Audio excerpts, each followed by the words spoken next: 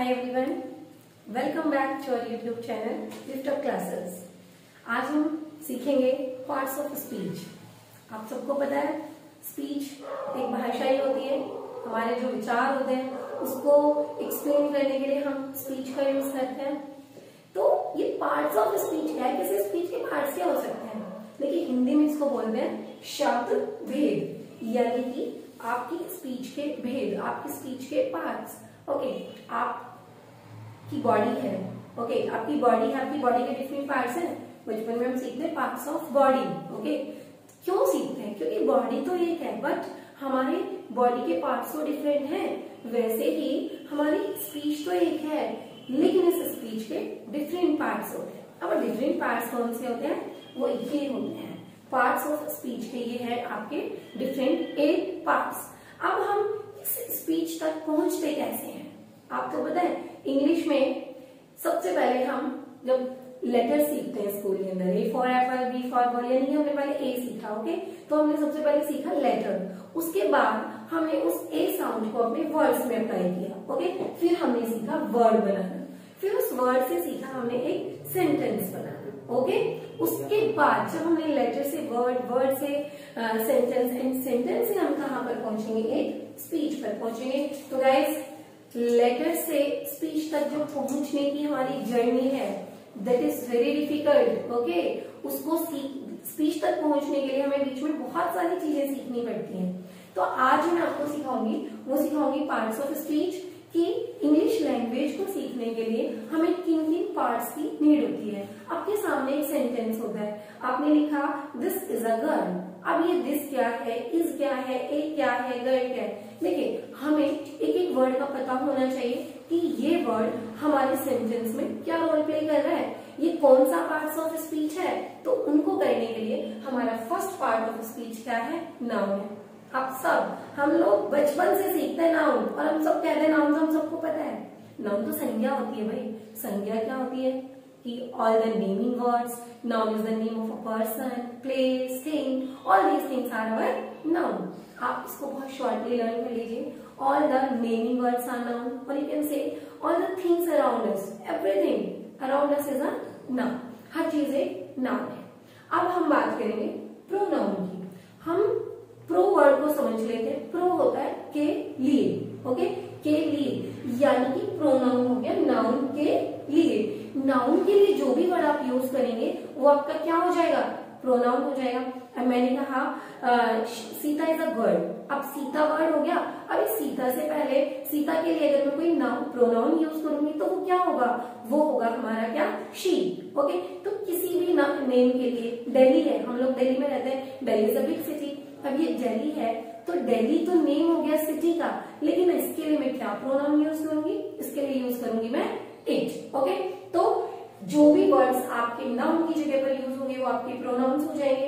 अब इन दोनों नाउन और प्रोनाउंस को जो भी वर्ड्स डिस्क्राइब करेंगे, those all words are called your adjectives. That's what adjectives को हम क्या कहते हैं? All the describing words. Okay, जितने भी हमारे डिस्क्राइबिंग वर्ड्स होते हैं वो क्या होते हैं? एडजेक्टिव्स होते हैं। आपको कहा like she is a beautiful girl, अब वो सुंदर लड़की है, तो उसको एक एक्सप्रेशन दिया हमने ब्यूटीफुल। हमने उसको किस वर्ड से डिस्क्राइब किया? ब्यूटीफुल से, वो तो बड़ी सुंदर है। तो ये ब्यूटीफुल क्या हो गया हमारा? ये हो गया हमारा adjective. Okay, now fourth one is verb. अब ये वर्ब क्या होती है? वर्ब होती है क्रिया। ऑल योर एक्शन वर्ड्स, जो भी हम एक्शन करते हैं उस वर्ड को, जिस वर्ड से पता लग रहा है कि हम कुछ एक्शन कर रहे हैं, तो वो वर्ड हमारा क्या हो जाएगा? वर्ब हो जाएगा। आप दौड़ रहे हैं, दौड़ना क्या है? वर्ब है। आप सुन रहे हैं, सुनना क्या है? वर्ब है। आप बोल रहे हैं, बोलना क्या है? वर्ब है। ओके, तो जितने भी एक्शन वर्ड्स हैं वो वर्ब्स हो गए। उसके बाद हमारा आया क्या? Fifth, adverb. अब ये एडवर्ब क्या है? अब जो भी आपके वर्ब की विशेषता बताएंगे वो क्या हो जाएंगे? एडवर्ब। लाइक जैसे मैंने कहा वो बोल रहा है, अब वो बोल तो रहा है बट वो कैसे बोल रहा है? वो स्लोली बोल रहा है। ओके, तो ये स्लोली वर्ड क्या हुआ हमारा? एडवर्ब हुआ। वह दौड़ रहा है, अब वो दौड़ रहा है, is running, but how is he running? He is running fast. तो ये फास्ट वर्ड हमारा क्या हो गया?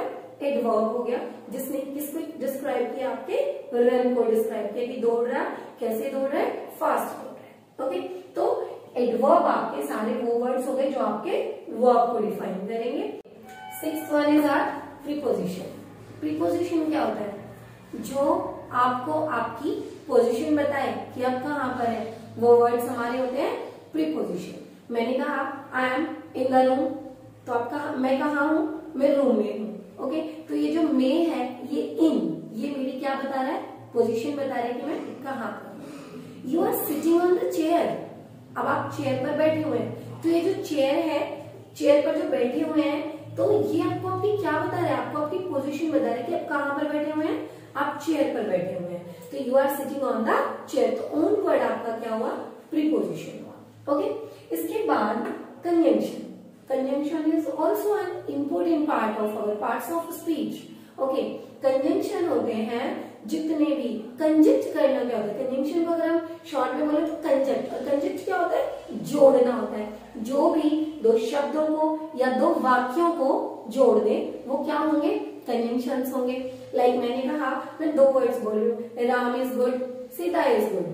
ओके, मैंने दोनों सेंटेंस को अलग अलग बोला, लेकिन मैंने क्वालिटी तो दोनों की सेम ही बताई कि दोनों कैसे हैं? अच्छे हैं। अब मैं इन दोनों को अलग अलग ना बोल के अपनी कंजंक्शन की हेल्प लूंगी और मैं बोल दूंगी Ram and Sita are good. Okay, तो मेरा कंजंक्शन क्या हुआ? एंड हुआ। तो इसी तरीके के बहुत सारे कंजंक्शंस होते हैं जिनको अप्लाई करके आप बहुत लेंथी चीजों से बच जाते हैं और उनको क्या कर देते हैं? कंजक्ट कर देते हैं। ओके, उसके बाद बात करते हैं इंटरजेक्शन की। इंटरजेक्शन क्या होती है? आपको सडन फीलिंग्स आती है ना एकदम, कभी कभी आप बड़े शॉक्ड हो जाते हो, कभी कभी बड़े सैड हो जाते हो, कभी कभी बड़े हैप्पी हो जाते हो, तो ये होती है हमारी क्या? फीलिंग्स, कि ये हमारे मोमेंट्स के ऊपर डिपेंड करती है, हमारे मूड के ऊपर डिपेंड करती है। अभी हमने कुछ गलत देख लिया, हमारे साथ कुछ गलत हो गया, हम बड़े सैडी हो गए।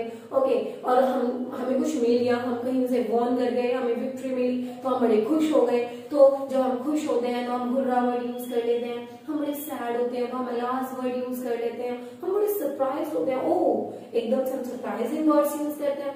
तो कहने का ये है कि जितने भी फीलिंग्स को शो करने के लिए हम वर्ड्स यूज करते हैं वो आपके इंटरजेक्शंस कहलाते हैं।